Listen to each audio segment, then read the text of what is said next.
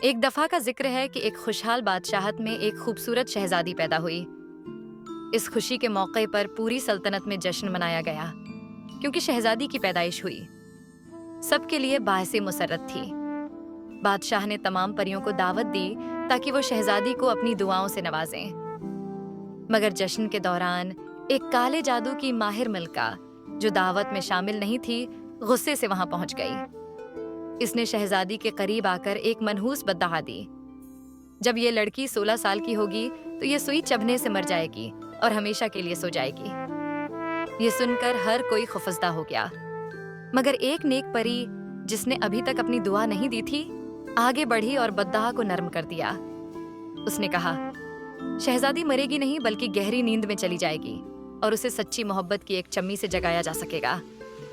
بادشاہ نے فوراً حکم دیا کہ سلطنت میں تمام کاتنے کی مشینیں اور سوئیاں تباہ کر دی جائیں تاکہ شہزادی کو اس بددعا سے بچایا جا سکے۔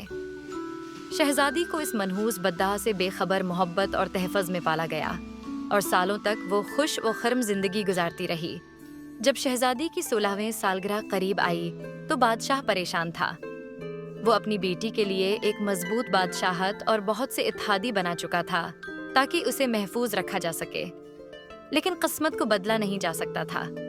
اپنی 16ویں سالگرہ کے دن شہزادی ایک چھپے ہوئے برج کی طرف گئی جہاں ایک بوڑھی عورت کات رہی تھی۔ تجسس کے مارے شہزادی نے سوئی کو چھوا اور فوراً اس کی انگلی میں چبھن ہوئی۔ اس لمحے شہزادی گہری نیند میں چلی گئی اور پورا محل بھی جادو کے زیر اثر سو گیا۔ محل کے ارد گرد ایک گھنا کانٹوں کا جنگل اگایا جس نے پوری بادشاہت کو دنیا کی نظروں سے چھپا دیا۔ کئی سال گزر گئے اور شہزادی کے سونے کی کہانی دور دور تک پھیل گئی۔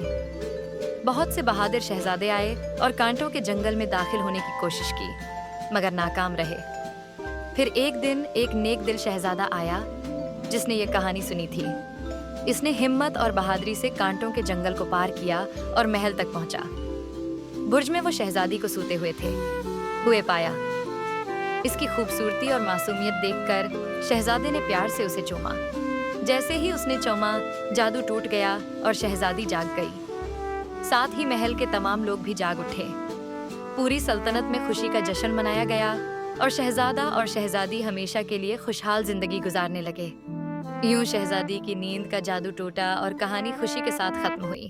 السلام علیکم۔ اگر آپ کو ہماری ویڈیوز پسند آئیں تو ہمارے چینل دا فیملی والٹ کو سبسکرائب کریں اور نئی ویڈیوز کی اپڈیٹس کے لیے بیل آئیکن ضرور دبائیں۔